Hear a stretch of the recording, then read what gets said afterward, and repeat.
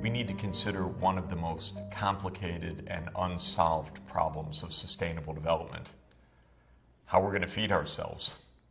It's an age-old problem. It's been with humanity for a long time, but for quite a few decades, this is a problem that many people thought was already solved with the great breakthroughs in food productivity, in increasing farmland, increasing yields. It seemed that food production would inevitably stay ahead of the growing world population. Now we have some serious doubts. Not only are we coming to realize how badly fed the world population is in certain ways, but how many real threats there are ahead. That is our challenge. We can't say we haven't been warned. The warnings have been with us for more than 2 centuries. They started, as I've mentioned, with Thomas Robert Malthus, who in 1798 in his Principles of Population posed the basic question of how food production can stay ahead of a growing population. When Malthus wrote, there were around 900 million people on the planet. Now, with 7.2 billion people, an 8-fold increase, the challenge is with us again. In fact, perhaps in an even more complicated way than Malthus imagined. Because now we come to understand that not only is the world not feeding itself in a healthy and fair manner, but that there are many, many obstacles that lie ahead. Let's start with the question of what does it mean to feed ourselves in a healthy way? And we can ask that by looking at the question of malnutrition. Malnutrition is a pervasive problem on the planet. One can argue, I think convincingly, that perhaps 40% of the world's population, 40%, is malnourished in one way or another. But to understand that, we have to understand what we mean by malnutrition. Now, one thing that jumps to mind, of course, is hunger and undernourishment. Undernourishment, in its most direct sense, is simply not taking in the calories that are needed for daily activity and daily survival. Hungry people feeling the pangs of hunger and not having enough energy for more than mere survival, and in some desperate cases, not even that, remains a problem afflicting hundreds of millions of people in the world. There's another kind of undernourishment that is a bit less visible, and that is a category sometimes called hidden hunger. The calories may be there, but the micronutrients, nutrients such as vitamins and particular fatty acids and other components of food, are not present in an adequate supply, so that people are unhealthy and perhaps chronically disabled as a result of bouts of micronutrient deficiency. There's a third kind of malnutrition which has become an epidemic in many parts of the world, especially the richest countries, but also many middle-income countries. And that is malnourishment in excessive consumption of calories. We have an obesity epidemic underway in the world, and it's estimated that roughly 1/3 of all adults in the world are overweight, and perhaps around 10 to 15% are obese. When you add it up, the numbers are staggering. Roughly speaking, we can say that between 800 million and 1 billion people on the planet are chronically undernourished in the sense that they do not get the daily energy intake in their diets to be healthy and to be satisfied with what they're eating. But another 1 billion people who are not counted in the hunger category are in the hidden hunger category. So roughly 1.8 to 2 billion people are undernourished, either in the direct sense of not enough energy intake or in the sense of micronutrient deficiencies. And then the estimates vary on obesity, but it is certainly well over 1 billion people who are overweight and several hundred million, perhaps 700 or 800 million adults who are obese.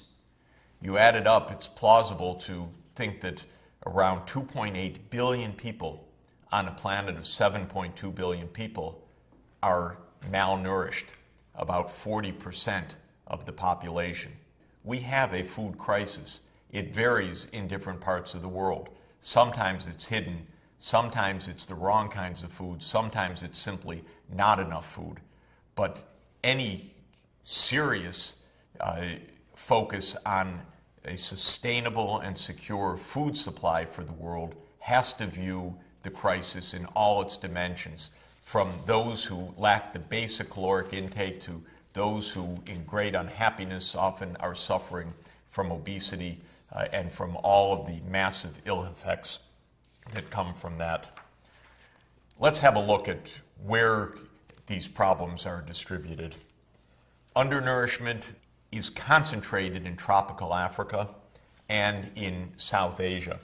So we see in tropical Africa, especially in Central and Southern Africa, that more than 1/3 of the population is undernourished. This means simply not enough calories, or by some measurements, not enough calories and proteins needed for basic sustenance.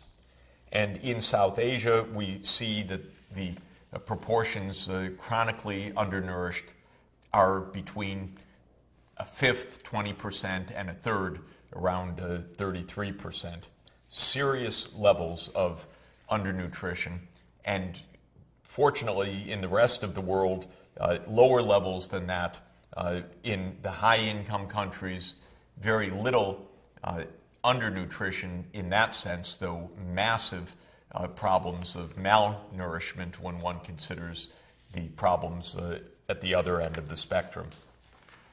When children are undernourished, of course they suffer a massive disability in their growth that lasts a lifetime if the undernourishment affects them at the critical growing stage in the early years of life. And we measure that undernutrition with several different concepts, but two are especially important. One is stunting. Stunting means that a child is undernourished to the extent that the child is very short, low height, that is, for age. And the standard is measured against a regular distribution for a normal population of height by age. And then children who are far to the low end of that scale, more than 2 standard deviations below the norm, are considered stunted. And stunting, of course, reflects the inadequacy of dietary intake, but it often also reflects chronic infection, worm infections, for example, that where the worms take the nutrients that should be going to the young child, or other kinds of infections that mean that the child is shedding nutrients, maybe through bouts of diarrhea, or that make the nutrients not bioavailable to the child. They can't be metabolized while the child is sick. So when we see stunting, we usually are looking at circumstances of chronic dietary undernourishment combined very often with repeated bouts of illness. And the stunting we see is most severe where we normally find it tropical Africa, and the highest stunting rates in the world in South Asia, especially in India, which overwhelmingly has the largest numbers of young children who are stunted. The second concept for children is even more urgent, and that is wasting. Wasting is low weight for height. So stunting is a chronic condition that means that the child doesn't grow. Wasting is when the weight is even less than it would be for that low stature. It's often a sign of acute undernutrition life-threatening undernutrition, the kind of undernourishment that one sees in a famine, in a mega drought, and then one sees children wasting, and there needs to be an urgent rescue through therapeutic foods and often emergency procedures to help keep the children alive in those circumstances. When we talk about undernourishment in general, we tend to separate and need to separate analytically the chronic undernutrition, which is the day in, day out hunger that does lead to the stunting, from the acute episodes of undernutrition that come from disasters, from displacement of populations, from droughts. And when those acute episodes occur, not only is there massive suffering, there can be massive death from the undernutrition, in the worst cases from starvation itself, in other cases from diseases which take advantage of the undernutrition and the immunosuppression that comes along with the undernourishment. There's also another massive reason for suffering that comes with acute episodes of hunger that follow droughts and other disasters, and that is that conflict often follows on. Have a look at a map for the spring of 2012 when there were two regions of Africa, both battling drought. Looking at the map, which is a map that is used to measure emergency situations, we see the acute food insecurity both in West Africa and in East Africa. There were indeed large population movements, resurgent violence. A civil war broke out in Mali, not only for the reasons of hunger, but hunger stokes these conflicts. And so this is another scourge that accompanies food crises. When we turn to hidden hunger, it of course also is lurking in populations where the visible hunger is also seen. Now you're looking at a map of an estimate of the hidden hunger of micronutrient deficiency. Which kinds of nutrients are we talking about? Vitamins such as vitamin A or vitamin B in several of its forms, iron, iodine, zinc, folates, all crucial micronutrients that when not adequate in the diet can lead to terrible health disabilities, death in extreme cases, and also very great dangers for childbirth. Mothers who don't have enough folates during pregnancy often give birth to children with devastating defects. And this is a pervasive condition that afflicts the poorest countries. We see again India and South Asia, much of tropical Africa, the Andean region, some of the other countries of Western Asia and of Southeast Asia, where there is considerable micronutrient deficiency. Unfortunately, the knowledge and the data of the hidden hunger are themselves hidden. There are not precise estimates known for many of these micronutrients in terms of where they really are seriously lacking in diets. The next map shows you an estimate for vitamin A deficiency. Again, regions of the world that you would expect, but a larger area of the world, even including many middle-income countries in Latin America and also China. Now let's look at the other end of the malnourishment spectrum, one that also is causing a tremendous amount of morbidity, in other words, disease, and premature mortality. And that is the obesity epidemic that is sweeping much of the world. There have been enormous increases of obesity in the last 30 years. What is obesity? Obesity is a specific measure. The typical definition is to use the so-called body mass index. A person's weight in kilograms is divided by the square of the person's height measured in meters. And that BMI, the body mass index, if it's over 30, is considered obese. If it's over 25, is considered overweight. And by that measurement, we have a massive epidemic of adult obesity in many of the high-income countries, 30% or more in the United States and in some other high-income countries. Why? Partly it is the total amount of caloric intake. Partly it's the type of calories being consumed, often carbohydrates, trans fats, and other foods that are known as having high glycemic indexes, that they're easily, the sugars are easily metabolized.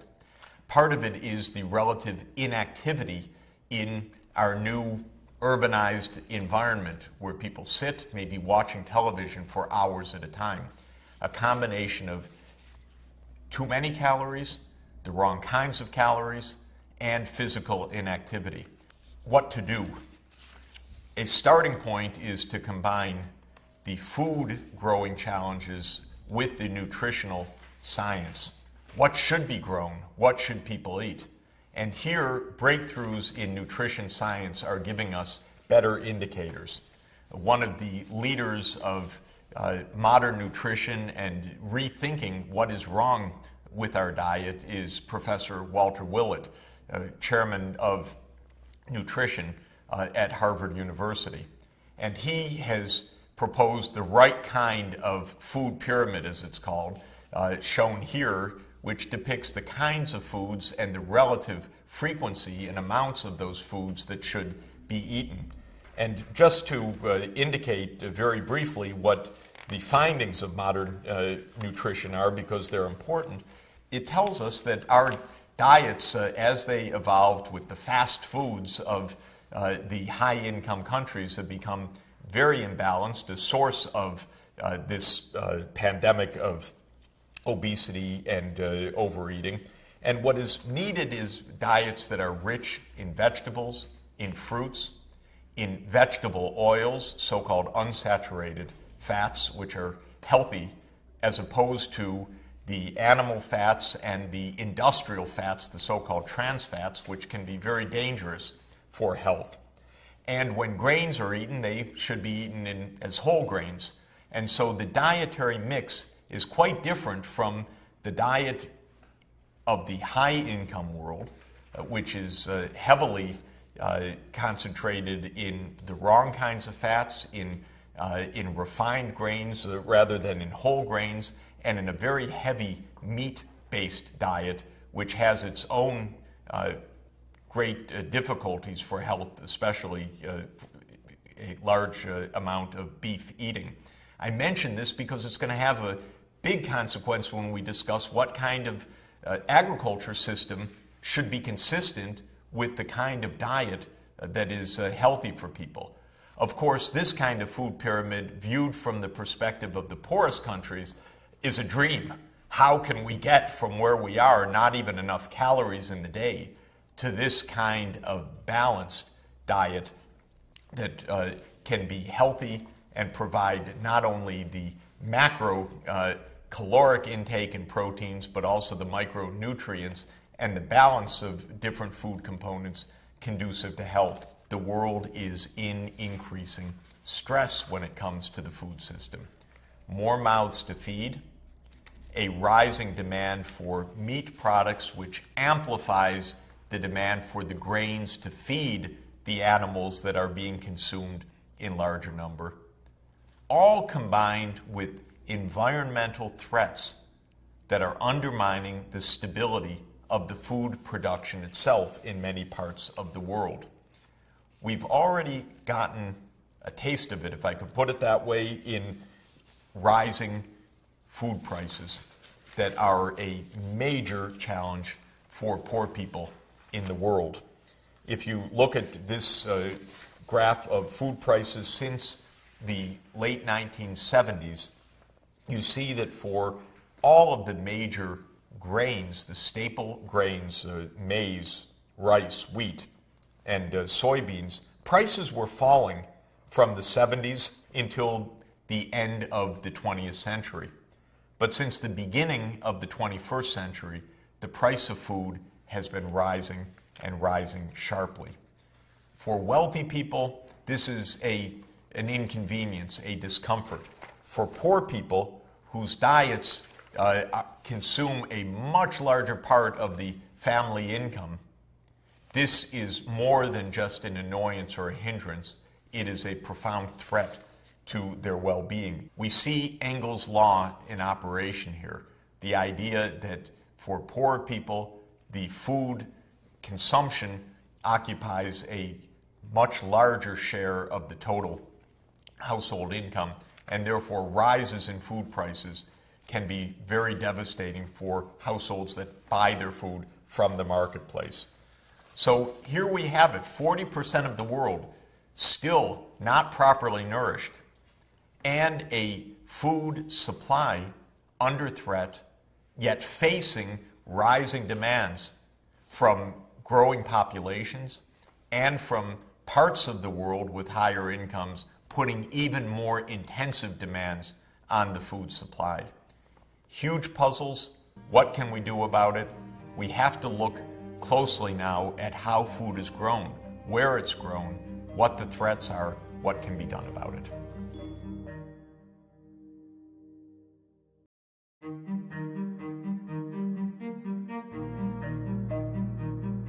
One of the challenges of addressing the food security issue is how varied the farm systems are around the world.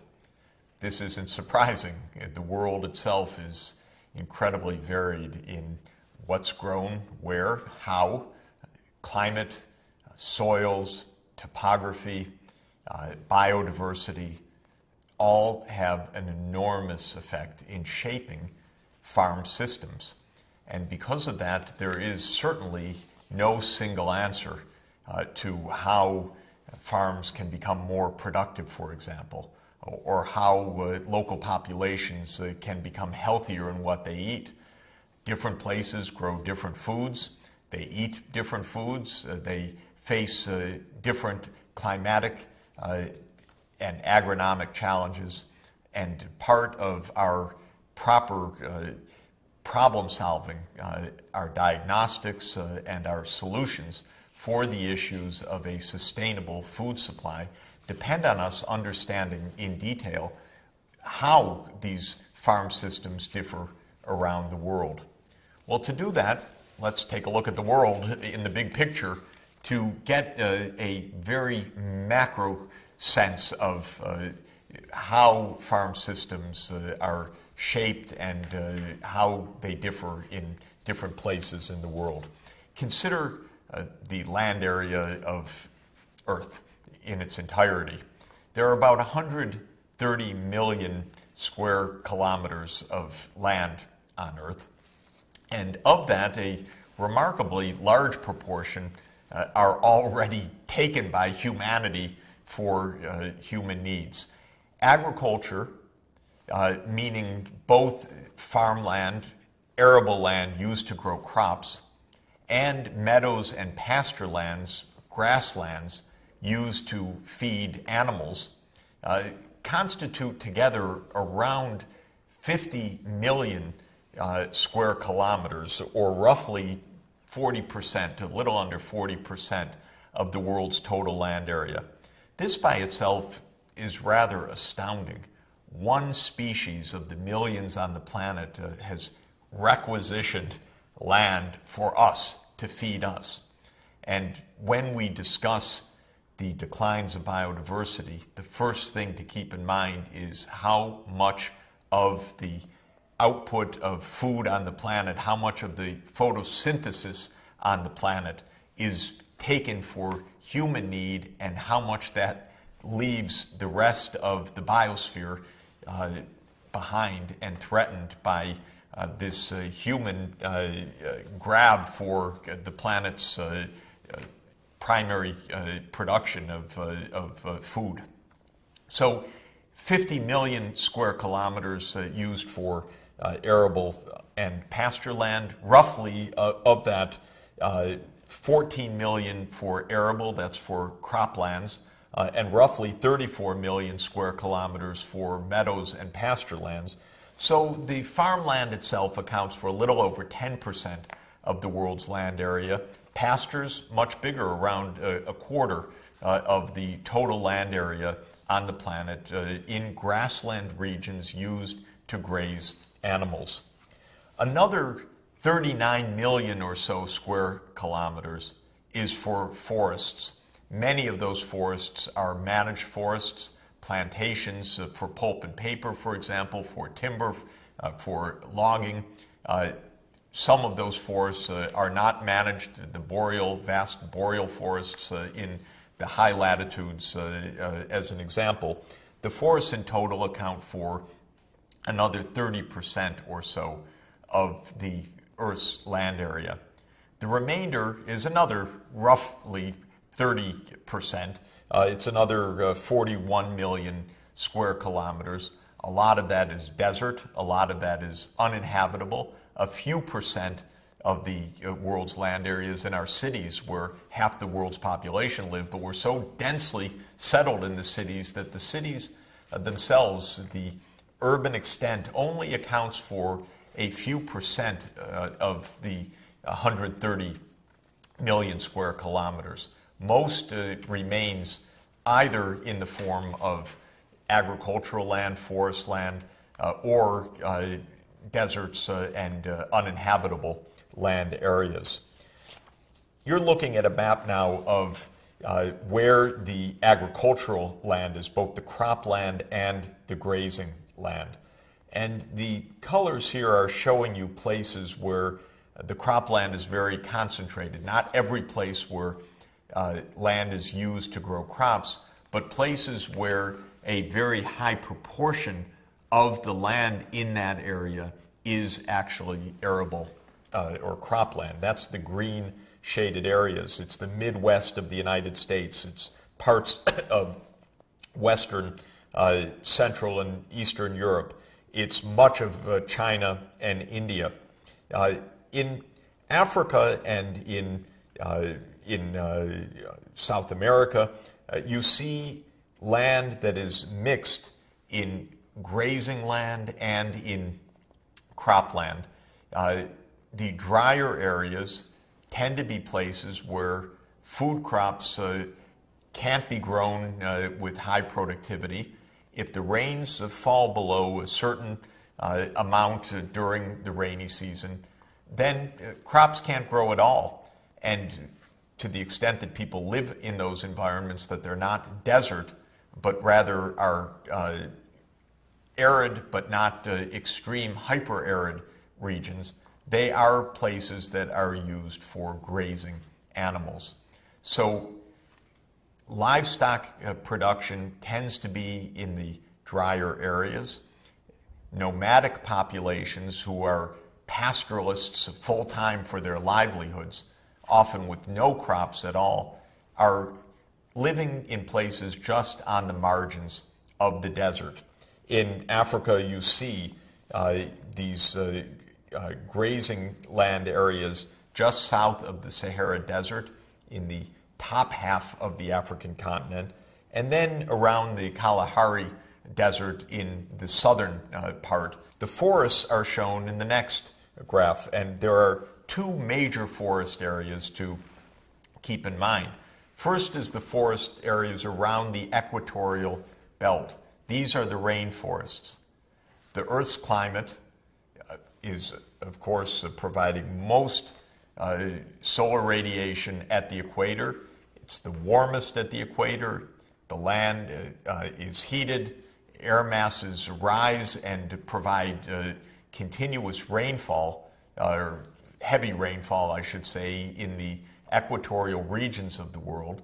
And that provides the climatic base for the three great rainforests of the world: the Amazon in South America, the Congo Basin in Africa, and the great rainforests of the Indonesian archipelago in Southeast Asia. That's the band around the equator. Then you see the other major forest region, which is in the high latitudes, the boreal forest, for example, across the vast Eurasian landmass and across Canada.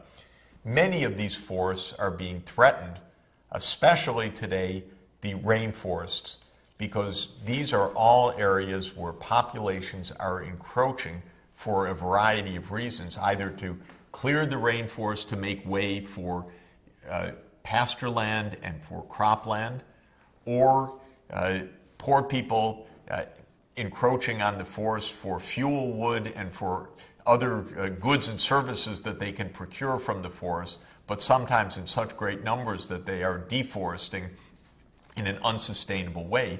This pattern of where the cropland is and where the forests are, you can see is very deeply rooted in the ecological conditions, the climate, including temperatures, rainfall, the topography, the shape of the land, whether it's steeply sloped and not possible to farm, or whether it's flat land in plains, much easier and more productive to farm, whether irrigation is feasible because there is groundwater or rivers nearby that can be used for irrigation, whether the soils are adequate, and the range of soil types depending on the underlying geologic conditions also shape the farm systems. It's worthwhile for us to take one deeper look in one part of the world to see the geography shaping the farm systems, shaping the society, in effect, in these agricultural regions. And that's in Africa, where we can see very, very clearly how the distinctive characteristics of climate cause very distinctive farm systems and very distinctive economic results as well. This is a map, quite a beautiful map, I think, of the various farm systems in Africa, 14 major agroecological zones, each one a specific kind of farm system. Perhaps it's a good idea to decipher this map in stages, starting at the equator, in the large green area right at the center of the African continent. That's the Congo Basin. That's the Great Congo Rainforest. And rainforests are very particular when it comes to agriculture. Very difficult to farm often. Soil nutrients are bombarded by heavy rainfall. If trees are cleared, as is sometimes done to try to make farms, it often is the case that the soil nutrients, which were up in the trees themselves rather than in the soil, are quickly depleted, and it turns out that the land is not suitable for intensive farming and not even suitable for pastoralism or for livestock management. If we move from the equator, we come to different farm systems graded to a very important extent according to how much water is actually available through rainfall and other resources. Take a look at West Africa, for example, just above the Atlantic Ocean. And right along the coast, the entire coast of West Africa is a still wet, though not rainforest region, which is ideal for tree crops, for the cocoa plantations of Ghana, the rubber plantations of Ghana, Benin, Togo, and Liberia. So this is a climate not of annual grain crops, but of tree crops because of its humidity and its ideal circumstances for tree crops. Move north of that, away from the equator, you move into an environment where there is a rainy season, but the farther north you go into the northern hemisphere, the drier are the conditions, and the shorter is the rainy season. So just north of the rubber and cocoa plantations, one finds what is called the root crop systems, For example, where cassava is grown and other tubers and root crops are grown in this relatively wet environment, but not wet enough to support cocoa trees or rubber trees. Move just north of that, and then you're into a grain belt. For example, where maize, or in the United States we call it corn, is grown. This is now a part of Africa where instead of the year-round rainfall of the equator, you have one rainy season, which may give a growing season of 150 days for one crop of maize per year. It can be rather productive if the topography and if the soils are right and if the rains are good. It can be a disaster if it's a year of bad rainfall, and there is relatively high variability in these places, and in the African context at least, relatively low use of irrigation, so a dependency on the variation of the rains. Now, as you continue the march north from the equator towards the North Pole, the rainy season gets shorter and shorter. So after the band of grain-growing region is another farm system. And this is a farm system that mixes crops with livestock. The livestock to graze on the grasses, the crops to capture a short growing season. But now it has to be crops that are pretty resilient to short rains and even to drought. Those are sorghum and millet, for example. So we have passed through the maize region into the sorghum and millet region combined with more livestock. And this is the so-called agro-pastoralist zone because it's both agriculture and pastoralism. Move a bit north of that and you move into a range that is an all-pastoralist region. And these are places often of nomadic populations, such as the Tuareg in northern Mali. The population densities are very low. The populations are nomadic because they have to follow the rains. And as the rains move throughout the season, the grasses spring up for short periods of time in these dry environments, and the animals better be where the grasses are, so the animals move around. Also, the nomads move across national boundaries. No one told the animals and no one told the rain, this is Mali, this is Chad, this is Niger, stay in your place. And these artificial boundaries that have been put first by the imperial powers and now as part of our political world have wreaked havoc on the pastoralist traditions that find themselves cut off from their family, neighbors, and their grasslands across a political boundary that has no ecological sense. Now, consider one step north of the pastoralist lands and you're in the Saharan desert. We have, or I should say Sahara because it's the desert. In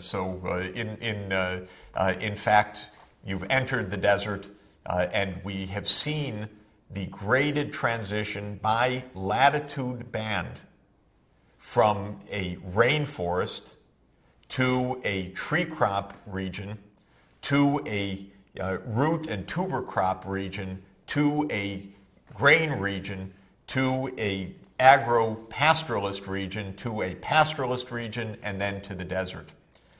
It's not surprising. This is complicated. It's complicated for countries to manage this diversity. It's complicated when populations like pastoralists need to move across boundaries. It's complicated to get international agreements on what to do about issues of climate or energy or food production when we see these strong variations of farm systems across the regions. It's very hard often for people to speak with each other and to understand the problems and the stresses that are unfolding. This is one of the reasons why the world has failed to comprehend challenges like the crises of the Horn of Africa and the ongoing crises of the Sahel. These are agro-pastoralist regions, or in some cases, pastoralist regions only. Very poor, very much dependent on rainfall, suffering the burdens of climate change, instability of rainfall, rising populations, falling trend in total precipitation, increasing hunger, and as a result, increasing instability and violence. We need to understand these farm systems, where they are, how they vary around the world, if we are to achieve sustainable agricultural yields that can feed and keep populations healthy in the future.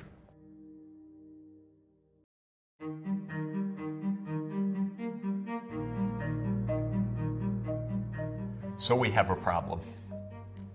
Here we are in the 21st century, and still around 40% of the world's population is malnourished, and around 30% of the world's population is undernourished, either in open, flagrant hunger, nearly 1 billion people, or another billion in addition to those also suffering from hidden hunger of micronutrient deficiencies.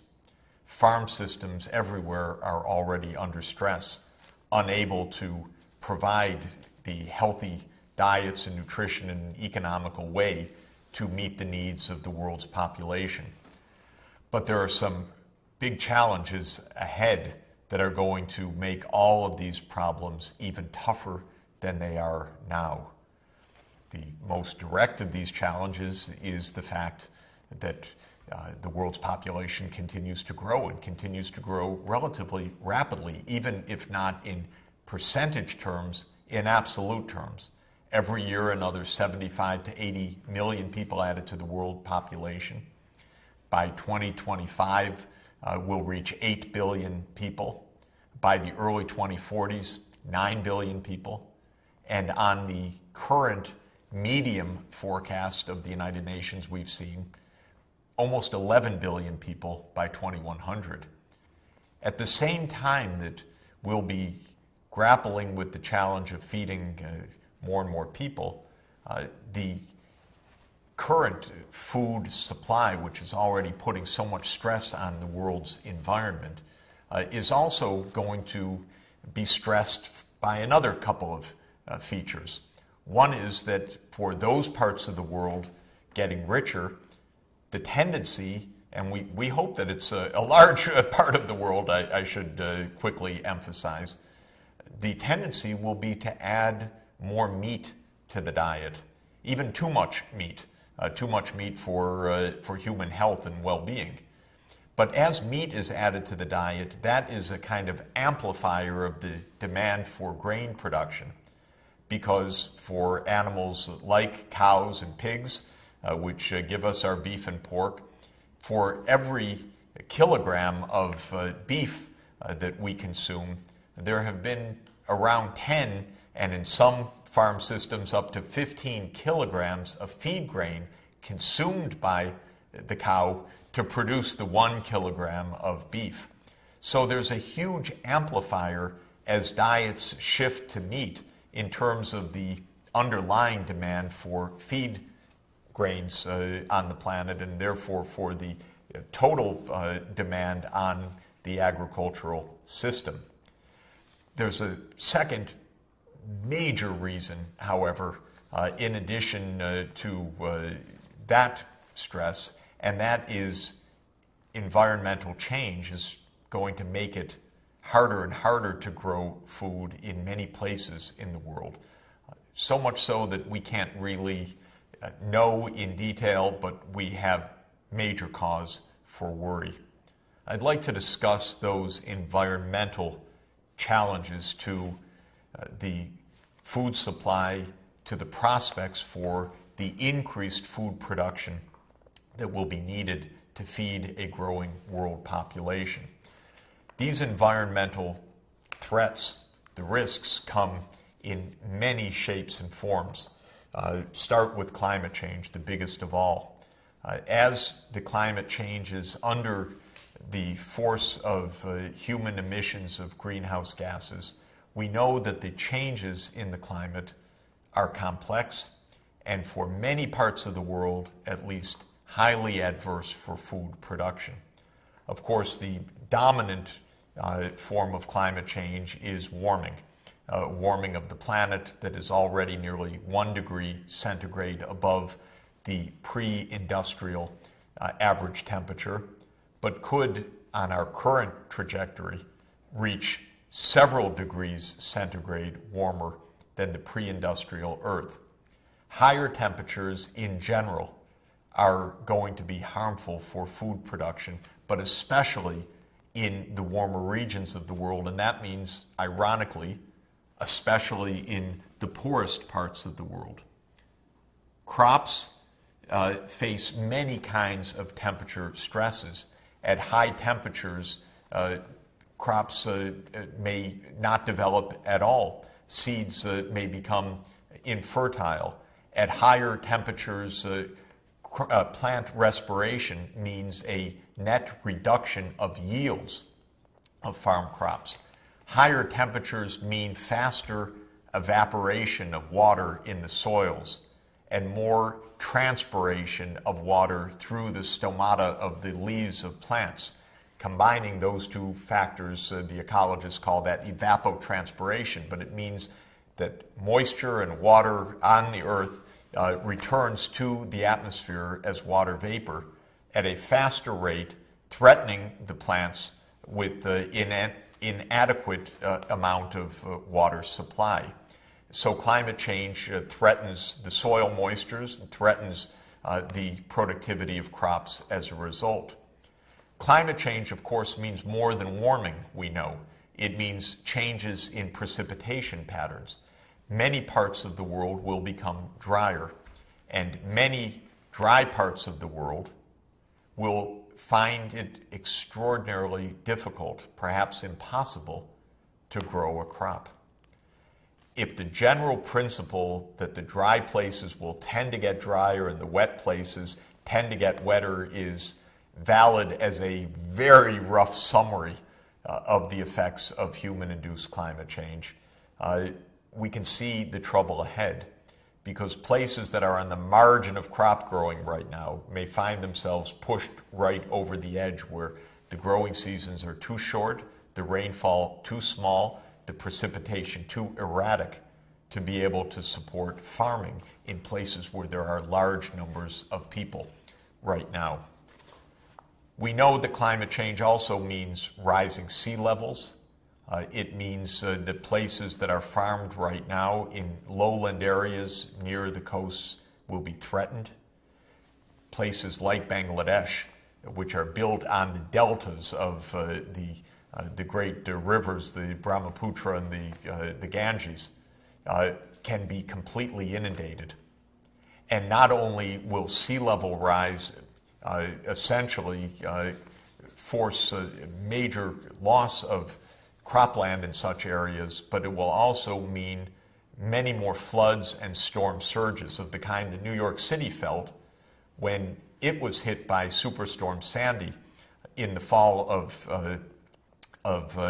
2012, because the sea level had already increased by nearly a foot compared to the century earlier. So climate change, it's got it all, and it's causing tremendous dislocation already, but with a lot more to come. We've already talked about the rising acidity of the oceans, but have a look at what that acidification means for another part of our food supply, for marine life, for the shellfish. What you see here are tests of shellfish growing at different concentrations of carbon dioxide. And the higher the concentration, the smaller are the shellfish, because these animals with the shells or with other kinds of exoskeletons, with even the microscopic plankton that have calcareous shells, can't build their shells when the ocean is more acidic, which changes the chemistry for them to be able to have the normal development of their exoskeletons or their shells. And this is also already causing destruction of many highly productive estuaries, but there is a lot more to come. And so we see that, again, even aside from the climate change, the rising carbon dioxide concentrations are a profound threat for us. In addition to climate change, ocean acidity, many other environmental changes already are degrading farmland and threatening agricultural productivity. Farmers use large amounts of pesticides and herbicides to grow the crops, but the poisoning of the soils and the environment is taking its toll on biodiversity. We're seeing a drop of significant biodiversity of many kinds of species, including pollinators, for example, like honeybees and other pollinators that are vital for crop productivity, for growing fruits and other kind of flowering crops. And this has led to alarming and so far, to an important extent, unexplained declines of biodiversity that we're going to discuss later on. But this is another major threat to farm productivity. Invasive species, meaning when species are relocated from one environment to another environment, sometimes intentionally because farmers have the idea that they'll plant crops that have been grown in other parts of the world.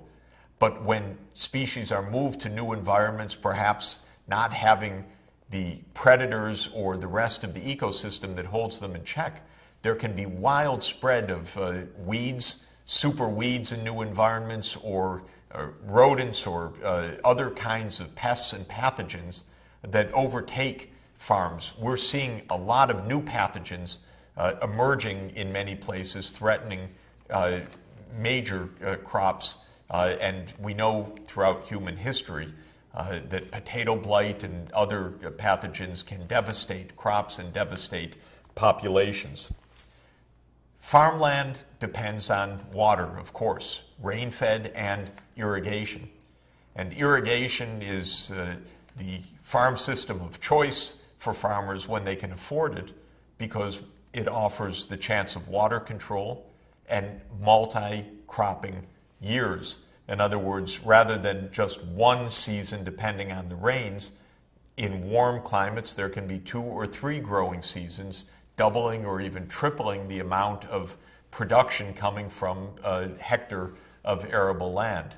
But the problem is that environmental stress also threatens our irrigated lands, because our current irrigation depends on rivers, on glaciers, and on groundwater, all of which are threatened now.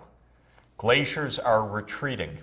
As they melt under the warming climate, the short response is more river flow. This can give the impression of a boom, even. The rivers flow as the glaciers melt in the warmer winter and spring days. But when those glaciers disappear, the flow goes from excess to zero, and it can be a devastating and dramatic loss to populations that depend on rivers fed by glacier melt. Many rivers have been so overused at this point, dammed and used for irrigation, that they're also not even flowing to the sea. And under the pressures of climate change, the natural forces will mean less river flow in addition. The Nile, for example, on which hundreds of millions of people depend, will have a most likely significant decline of river flow as a result of climate change. The Yellow River in North China, another vital waterway for China and for farmers that are in the Yellow River basin, are experiencing the consequences of declining river flow in a river that no longer reaches the ocean. And groundwater that is pumped for irrigation, as it is in the U.S. Midwest, as it is in the Ganges Plains, face the terrible reality that the pumping to grow more crops for a growing population is taking place far faster than the natural recharge of those aquifers. The groundwater is falling, and when it falls far enough, it no longer can be the basis for agriculture.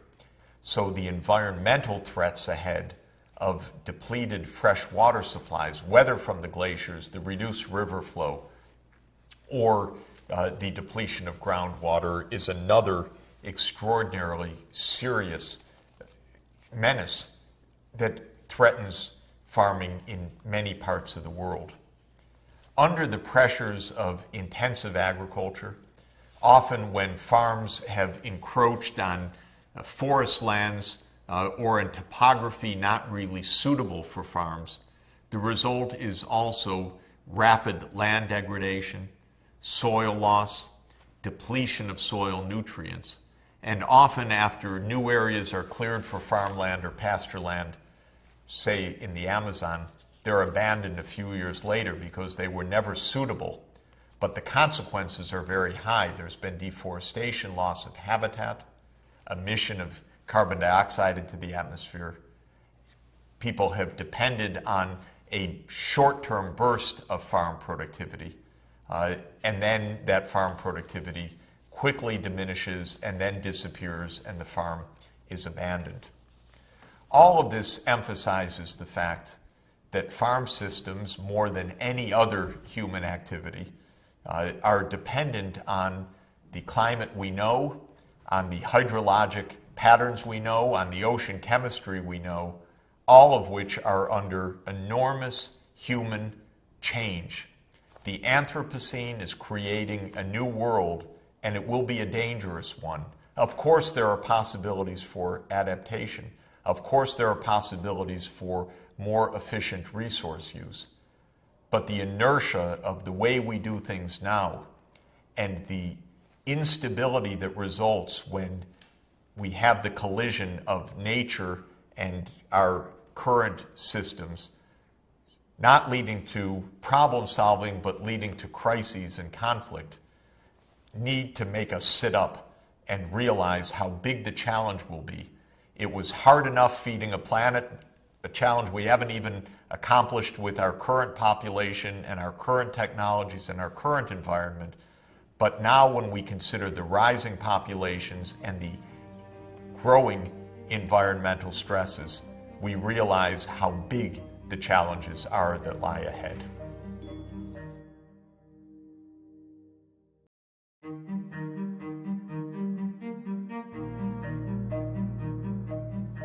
So we have a big problem. The problem is how to grow enough food and the right kind of food for a healthy and growing population. And we've seen that the problem's going to get tougher as the population grows and as the environmental threats multiply in the coming years. But the problem's even more complicated, and that is that agriculture itself is one of the major causes of environmental threat. The agricultural sector is the single most important sector from the point of view of human-induced climate change and other environmental damages to the planet. I always find this a little bit counterintuitive. I think the automobile age, that must be the big damage to the environment. The energy system and fossil fuels, of course, those are huge factors in climate change and in environmental costs.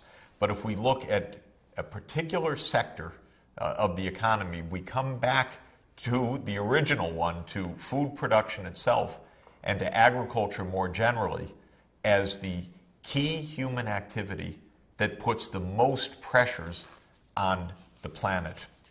What kinds of pressures? I think it's worth mentioning quickly before delving more deeply into three of them.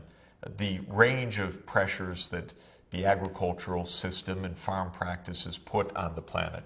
First is greenhouse gases. We'll turn to this in some detail, but the farm sector is a major emitter of the three main greenhouse gases: carbon dioxide, methane, and nitrous oxide. And this by itself means that farm practices need to be rethought, as we desperately need to move to a low carbon and a low greenhouse gas emission world.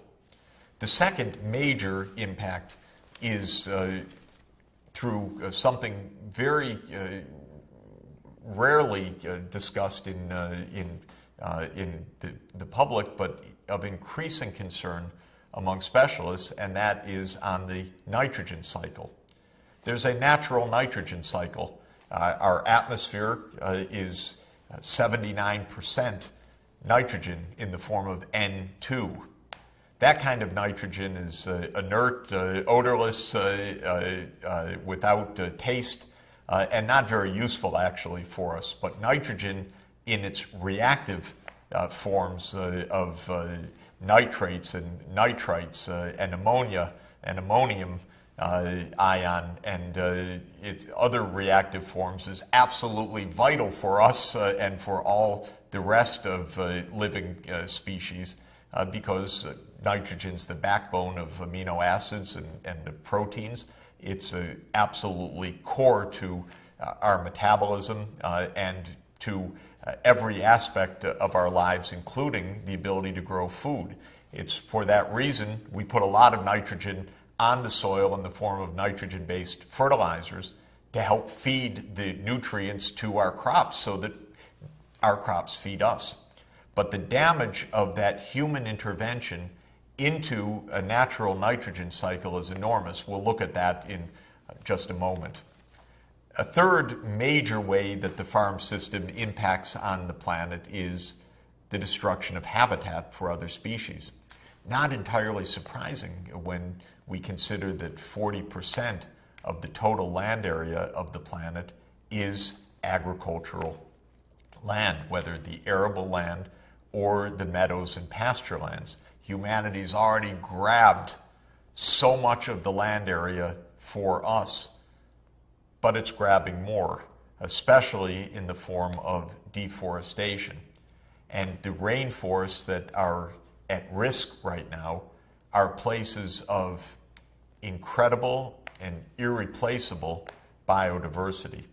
And so one of the major ways that the Earth is vulnerable to the sixth great extinction wave that we have already discussed is through the tropical rainforest deforestation, which is part of the ongoing process of clearing lands for arable and for pasture land.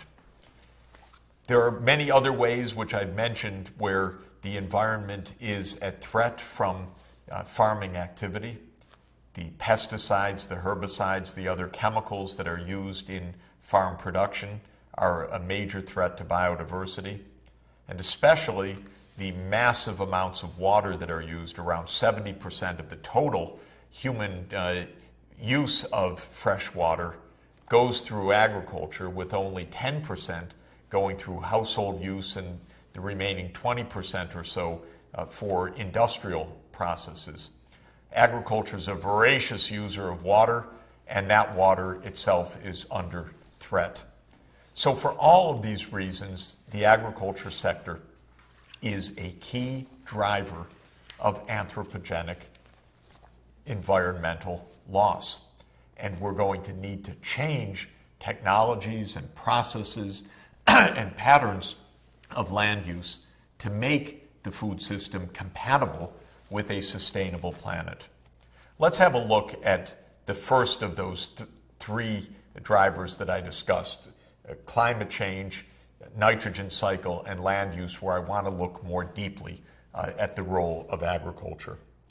This pie chart shows us the estimated total amount of greenhouse gases that are emitted, allocated across various sectors of the economy.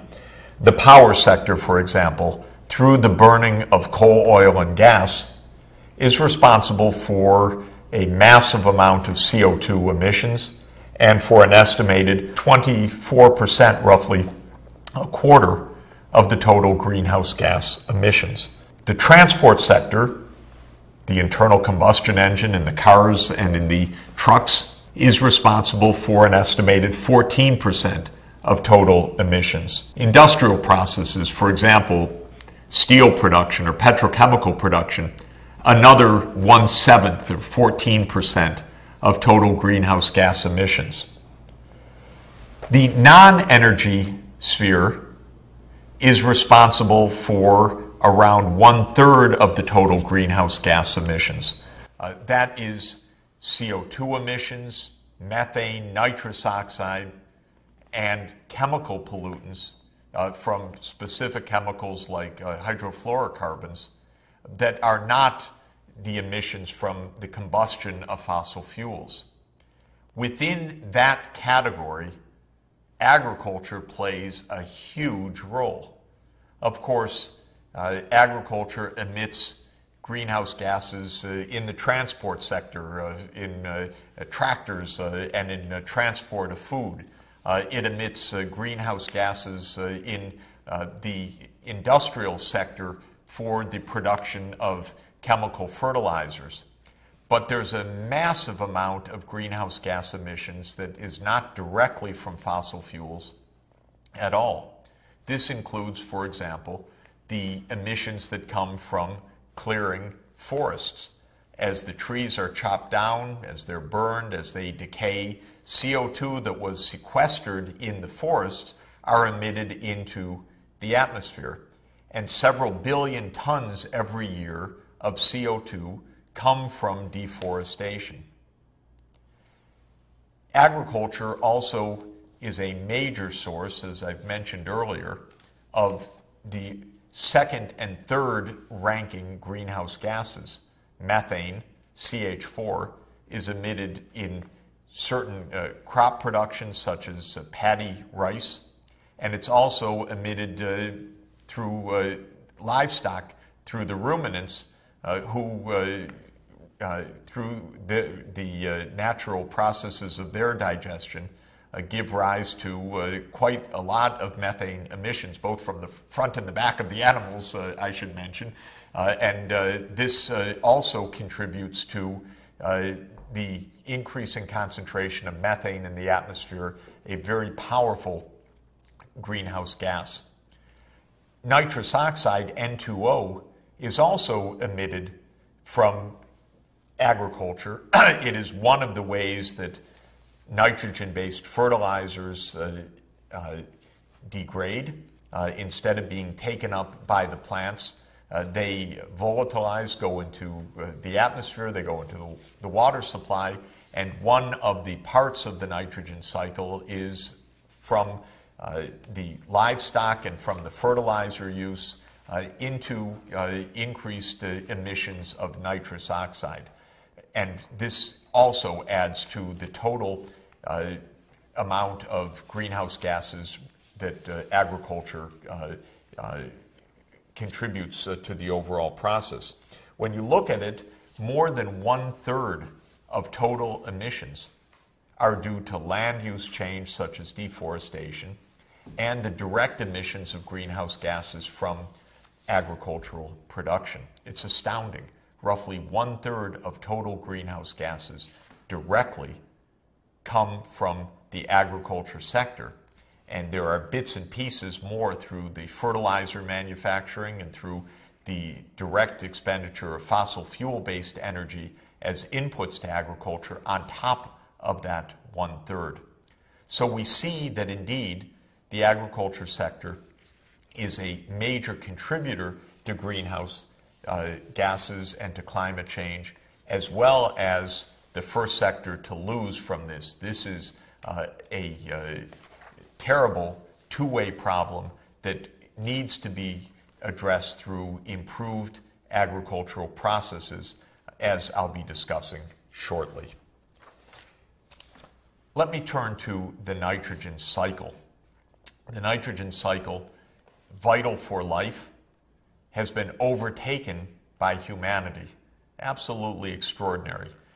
In nature, the N2 molecules in the atmosphere are converted into reactive nitrogen through various biological processes of nitrogen-fixing bacteria, as well as through physical processes of lightning, for example, that breaks the very strong triple bond of the N2 molecule, and by disassociating the N2 molecule leads to the formation of ammonia and other reactive nitrogen. In that normal process, the cycle from N2 to reactive nitrogen compounds like nitrates, nitrites, and ammonia, and then back through respiration and through biological processes to back to N2 is a natural nitrogen cycle. But humanity is now creating even more reactive nitrogen than nature itself. We're doing it in our industrial plants at a mega scale, 100 million tons or more per year of nitrogen-based fertilizers. Back in the early years of the 20th century, two great chemical engineers, Haber and Bosch, developed a process that some consider to be the single most important innovation of the 20th century, one that almost none of us has heard of, in fact, but changed the world. The Haber-Bosch process, so-called, is a way through application of high amounts of energy and the use of various identified catalysts to break that N2 bond to create, in a chemical process, in a factory basis, ammonia. And that ammonia can then be used to provide the base stock for urea and other nitrogen-based fertilizers. Up until the Haber-Bosch process, the nitrogen that was deposited on the soils either came from the manures of farm animals, or it came from the mining of excrement off the coast of Peru and Chile of bats and birds, the so-called guano, which was being mined as a nitrogen source for fertilizer for Europe. But it was being quickly depleted. And there was a crisis at the end of the 19th century. What are we going to do with the encroaching nitrogen scarcity?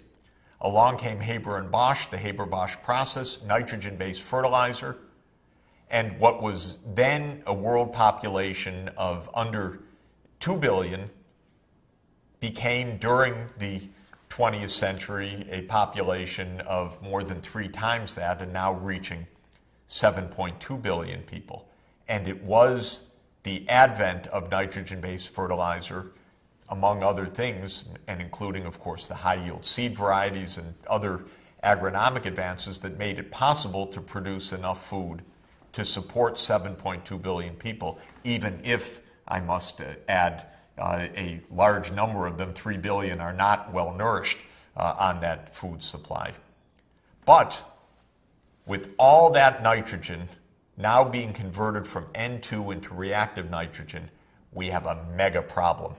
And the mega problem is shown in this complicated flow chart of what happens to that nitrogen when it is used in the farms. And then it runs off.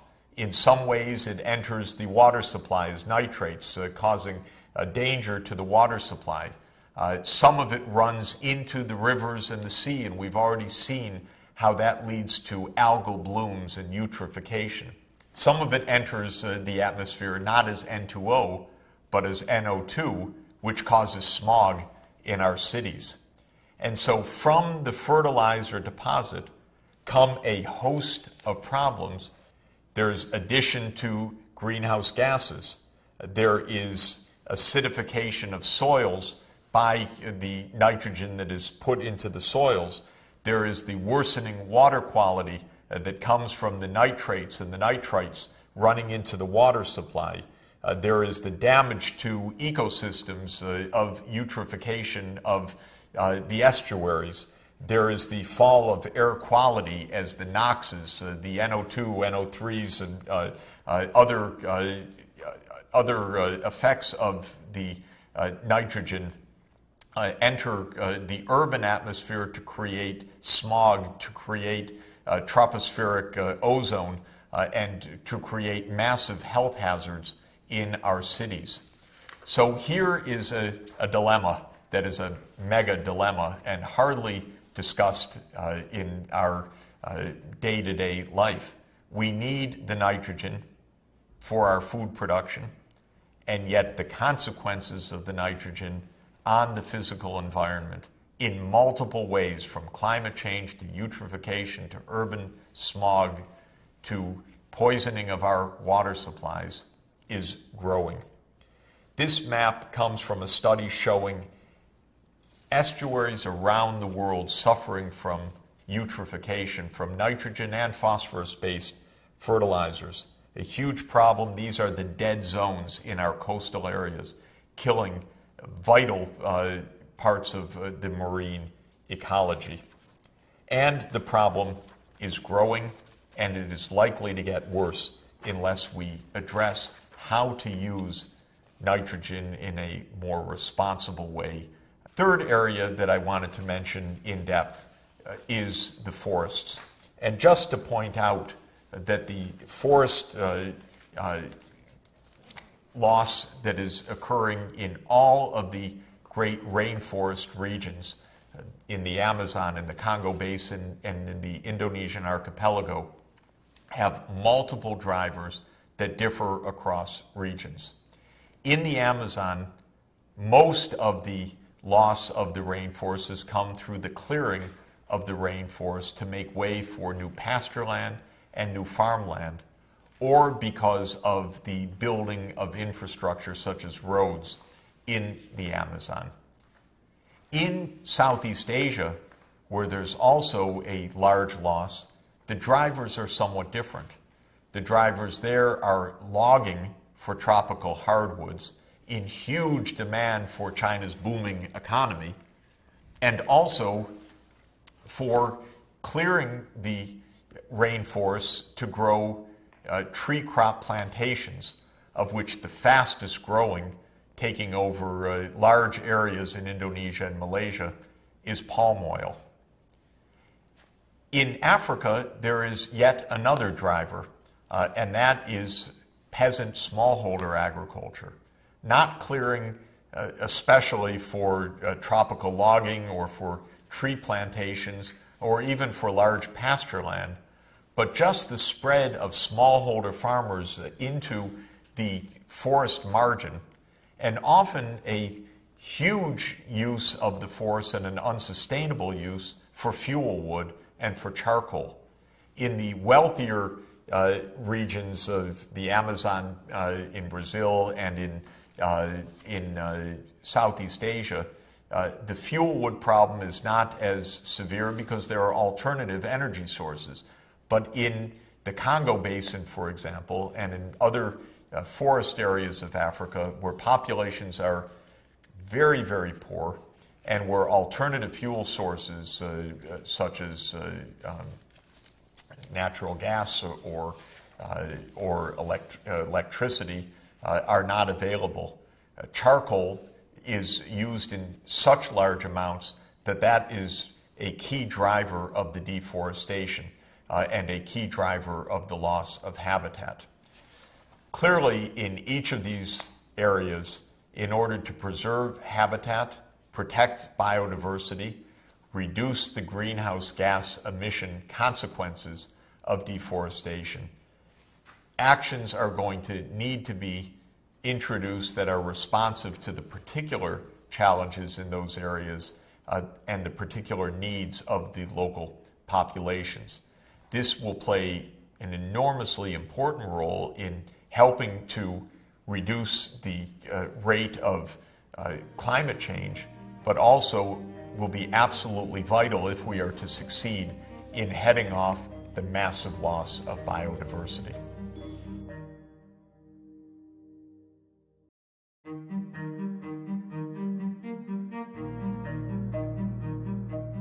creating a sustainable farm system around the world is absolutely vital to feed a growing world population and to reduce the tremendous pressures that our current farm system or systems around the world are already placing on the earth and many of the key ecosystems on the planet.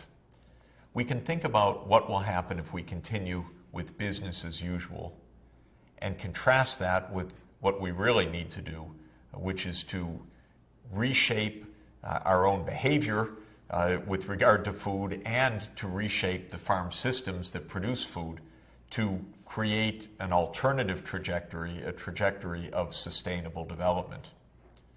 What are the threats of the business as usual path? The chart before you attempts to summarize those risks and to give an expert assessment of how serious the particular risks are in particular regions of the world. The boxes that are shaded red are major alerts that these are places in the world and kinds of challenges that are of the first order of significance. The boxes that are yellow are like yellow warning signs. Things could get bad in these areas with regard to these particular threats. Business as usual, for example, will mean increasing food insecurity in some parts of the world. The places at greatest threat are sub-Saharan Africa and South Asia, the two epicenters of undernutrition, but also one would add North Africa and the Middle East. Why? Because this is a place where all of the climate evidence suggests there will be significant drying in the future, and therefore crop production will be under even greater threat than it is today. Certainly, the business as usual course will put dangers in East Asia and Southeast Asia as well, because there will be places of tremendous water stress. There will be places where higher temperatures play havoc with the food supply. Malnutrition in the sense of deep undernourishment, of course, will continue to have its intense epicenter in sub-Saharan Africa and in South Asia.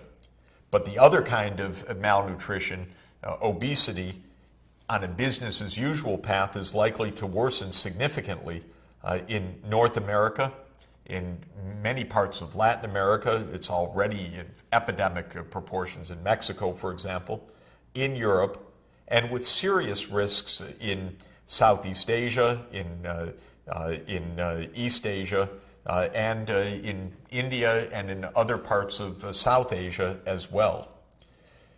Land use change, we know, will have huge costs, especially in the rainforest regions. That means in Latin America, in sub-Saharan Africa, and in parts of Southeast Asia. Soil degradation is already a major crisis in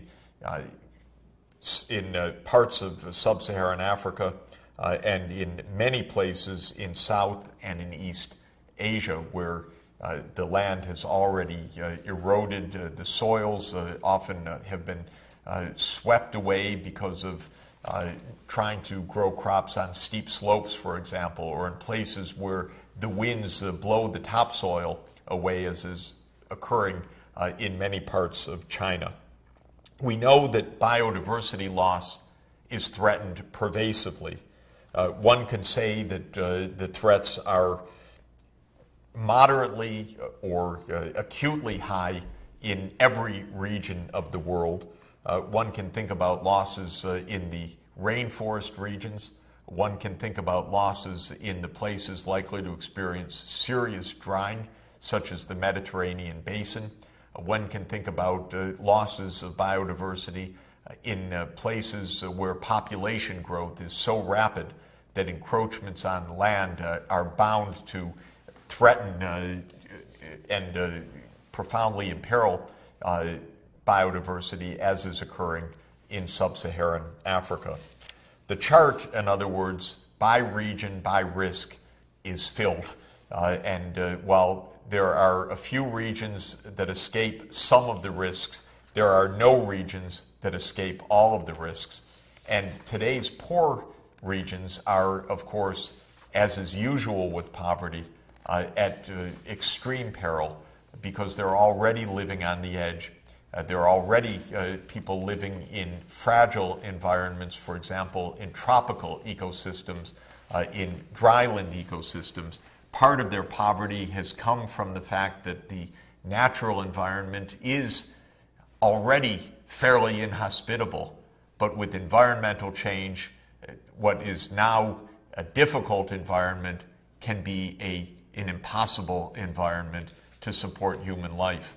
When that happens, not only will people suffer, will people die, will there be conflict, there will be migration, and there will be environmental refugees created by the millions, the tens of millions, even the hundreds of millions. And we know, sad to say, in a world which does not do well with migration, where newcomers, especially poor newcomers that are forced to move, can face a very, very hostile environment when they arrive. And so we're in for a lot of trouble if we maintain this business as usual trajectory. What to do, how to move to a sustainable development trajectory. Again, because of the complexity of the food system, the fact that we're talking about land use, the fact that we're concerned about nitrogen use, the fact that we're concerned about chemical pollutants, the fact that we're concerned about the vulnerability of crops to higher temperatures or more water stress, means that the kinds of responses that are needed also are going to have to be varied, holistic in nature, and carefully tailored to local contexts. Boy, that makes this among the toughest challenges that we face, because the world is in crisis. The problems will get worse. It's not easy to say that one region will bail out the others, because all regions will have stresses. And also, there will be no magic key that suddenly will sweep the world and make it possible to solve this problem. Each region is going to have to identify its own pathways to sustainable agriculture. What are some of the things that can be done? The first is to improve our ability to grow food and to be more productive in terms of higher yields and more resilient in terms of the ability of food crops to withstand the shocks that we know are already coming.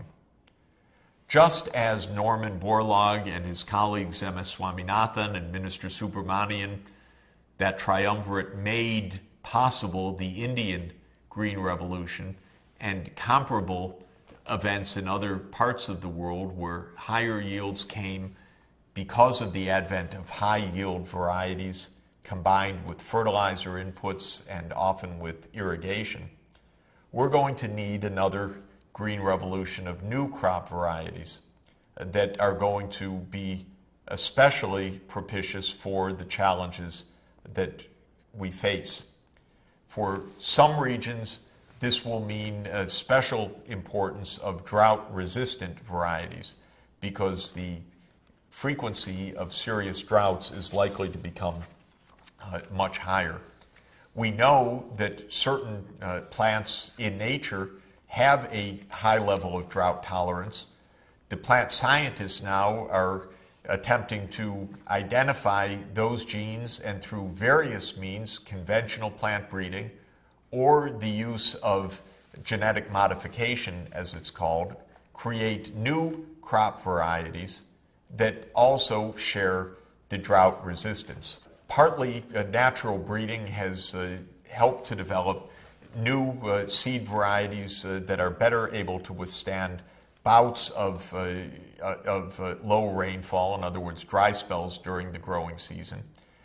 GMOs, the genetically modified organisms, or GMO crops, have taken the experimental pathway of identifying the gene complexes in naturally occurring drought-tolerant plants and transplanting those gene complexes into crops for the food supply. Now, many people find this idea of genetic modification to be very threatening, very dangerous, and it poses risks to the environment and potentially to human health. So whatever is done in this research domain of using cutting-edge genomics, both to identify potential genes that can add to crop traits that are desirable, and then to transplant them into food varieties to raise the resilience of those crops, needs to be tightly monitored and tightly regulated. But I would argue, despite some critics of this technology, that we should certainly test these technologies to see what they have to offer.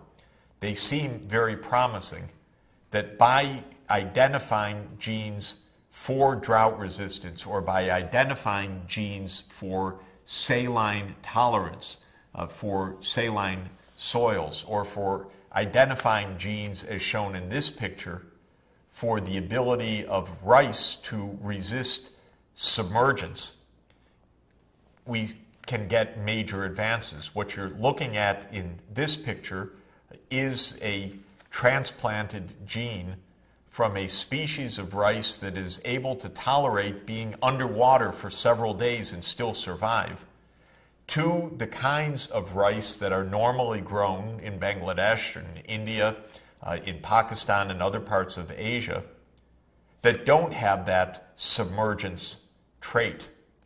Turns out, wonderfully, taking that gene for submergence and putting it into popular high-yield traits for rice has led to high-yield, submergence-tolerant rice. A wonderful breakthrough for farmers in Bangladesh that suffer repeated episodes of submergence of their rice. Those who say don't even go that way with technology aren't thinking, in my opinion, clearly enough about the needs of that farm family in Bangladesh to have this kind of variety. We shouldn't dismiss a whole class of technology because, while it may pose risks, those risks are controllable, monitorable, and the technology itself can offer important breakthroughs. Now, relatedly is a second step of what can be done, and this is to make crop varieties more nutritious, not only to grow better in harsh conditions, but to express more nutrients. And this is the idea that you're looking at in this picture of so-called golden rice. This is a crop that has been developed by the International Rice Research Institute in Los Baños, Philippines, the Rice Research Institute that helped bring the Green Revolution in rice.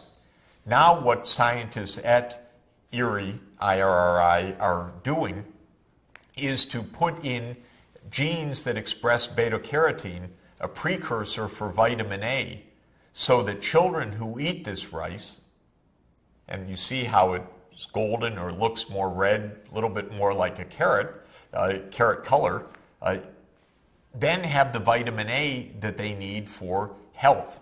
And we've already identified that vitamin A deficiency is one of the key kinds of hidden hunger. How wonderful it will be if nutritious rice that provides a basis for vitamin A can successfully be diffused and taken up by populations of rice eaters around the world. A third direction for us, absolutely essential, is known as precision farming or information-rich farming. This is already being used in high-income countries by relatively wealthy farmers who can afford high-tech approaches, but in coming years, because of the declining costs of information technology, it will increasingly be used by poor farmers as well. What precision farming means is having a much more precise application of fertilizer, for example, just in the places where the soils require it, not in the places where it's not used, and just in the amounts that can be taken up by the plants without experiencing the harmful side effects of the massive runoff or loss of that fertilizer both into the waterways and into the atmosphere. Precision agriculture depends on information technologies, on detailed mapping of soil types, often on global positioning systems that can tell a farmer exactly where that farmer is in the field and what's happening in the soil in that part of the farm. That relates more to a more general category of better nutrient management through better soil testing, soil mapping, using local chemistry, even reading the qualities of the soil on handheld devices or from satellite. It will be possible to get a much more detailed resolution of soil needs. What needs to be added here? What needs to be added there? Where's fertilizer not needed or needed only in very small amounts? And that kind of nutrient management of the soils offers places with soil nutrient depletion a massive potential boost in yields, Africa being #1 in the line for that. It also offers the chances for places that use far too much fertilizer, like China, to cut down very, very sharply on the fertilizer use. Another breakthrough is water management. Of course, we need to apply less water to get more crop per drop because we're depleting the scarce water we have, and the conditions will get tougher in the future, not only because of the depletion, but because of the climate change. Another major breakthrough that offers us a real boost will be better harvesting, storage, and transport of crops to avoid the very large losses, sometimes estimated as much as 1/3 or even 40% of the crops, to post-harvest loss, to pests, to rotting, to rodents, to physical loss of the crops, left to exposure to rains and so forth. Simple means of more effective storage systems at very, very low cost, and better incentive systems and empowerment of local farmer cooperatives to invest in community-based storage facilities offer a tremendous hope for reducing losses in the value chain of agriculture, with big gains not only for farm incomes, but also big gains in effective productivity of the farm systems and our ability to ease up on the big human pressures on the farm systems. Next, I would argue that better business models for poor smallholders is vital not only for ending extreme poverty, but also for making all of these investments in more efficient crop varieties, more efficient irrigation, more efficient water management, more efficient storage. There is productivity through aggregation into farmer cooperatives, farmer-based organizations, new kinds of models, new connections to local, regional, and global value chains that are already proving their worth. And finally, we have to take responsibility ourselves for our health and for the way we approach the issues of food. When we have massive epidemics of obesity, we know that something is seriously wrong. A lot of it comes from the fact that we have heavily subsidized the wrong kinds of foods. We've heavily subsidized carbohydrates or trans fats or other kinds of foodstuffs that are absolutely unhealthy in the ways that they're being consumed right now. And our economic incentives have often played against the very kinds of foods that are better for our diets, for our health. We have subsidized, in effect, the feed grains that have led to massive, and the evidence shows from a health point of view and an environmental point of view, overconsumption of beef in the United States and Europe, to the point where so much meat is eaten that it's bad for human health, contributing to cardiovascular and other diseases, and it's exceedingly bad for the environment when we are deploying 10 or 15 kilograms of feed grain for every kilogram of beef that is consumed, tremendously multiplying the burdens on the land, on fertilizer use, on water supplies, aggravating all of the natural problems. We're also aggravating these problems by diverting food production, or what should be food production, into the gas tank. In the United States, through absurd subsidies driven more by politics than by any common sense or ecology, we've turned a significant part of our annual food and feed grain production, especially of maize, into ethanol for automobiles. It's a miserable deal because so much resources used to produce that ethanol, it's creating no savings for the natural environment, but what it is doing is diverting a tremendous amount of food and feed grain away from the food systems. It's pushing up food prices. It's putting extra pressures on the natural environment. It is being done at the behest of a few powerful companies with powerful lobbies in Washington. And Europe isn't off the hook because it has a similar problem of biofuels diverting valuable farmland in Europe. The pathway to sustainable development involves behavioral change, public awareness, taking responsibility, and the mobilization of new systems and new technologies that can dramatically reduce the pressures on the natural environment and help to make our economy and our way of life more resilient to the environmental changes that are already underway. It's a huge problem and a huge challenge. It's an unsolved one.